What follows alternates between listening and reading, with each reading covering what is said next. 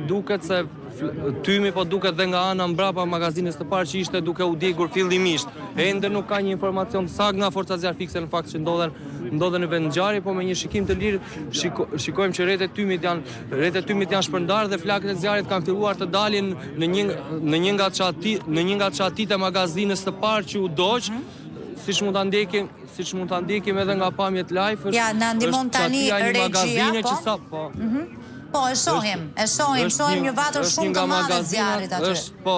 Është një vatër e re që sapo është ndezur, çatia e një prej magazinave ngjitur e cila sapo ka marrë flak në këto momente dhe duket se situata po përkeqësohet pavarësisht ndërhyrjes së madhe të forcave zjarfikse, duket se e kanë të pamundur ose nuk e kanë kapacitetin e dur për të përballur me flakët e zjarrit në këto momente. Që janë disa metra të larta, Enri. Kuptohet qartësisht tani nëse kishim ndonjë dyshim, shihni se çfarë zjarri ka shkaktuar. Momentalisht mund të themi Armela që kemi të bëjmë me një situatë. Djegja e materialeve, nuk e dim çfarë materiale shka aty. Ke mësuar gjë, Enri? Momentalisht ka informacione.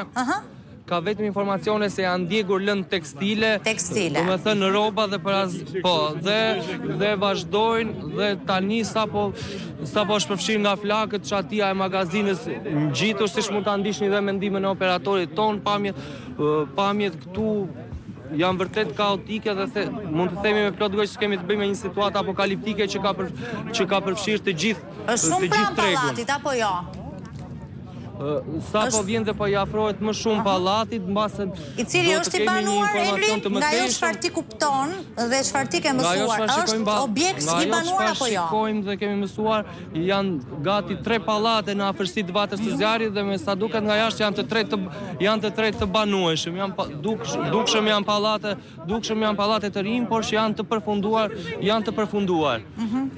Po, janë pallate të ndoshta sapo ndërtuara, sikundër ti thua, po. Po, mund të shikojmë dhe forcat zjarfikse të cilat po ndërhyjnë te vatra e re e zjarrit. Edhe nga pjesa e jashtme. Pasi çatia e magazinave ngjitur është totalisht në flak, nga çfarë shikojmë janë 2 çatit magazinash, janë 2 vatra të reja zjarri që i kanë nisur momentalisht në momentin që po flasim. Me të drejtë e thua që ka një përhapje pra të vatrave të zjarrit në më shumë se sa një objekt, asaj që ne po i friksoheshim dhe po e përmendim pak çaste më parë, Enri, për shkak të mënyrës se si janë aty bizneset të ngjitura njëra me tjetrën dhe ka një numër shumë të madh dhe lloje të ndryshme të bizneseve aty, të magazinave, por edhe të bizneseve të tjera. Kjo mund të jetë një nga arsyet teksa momentalisht shikojmë që flakët e zjarrit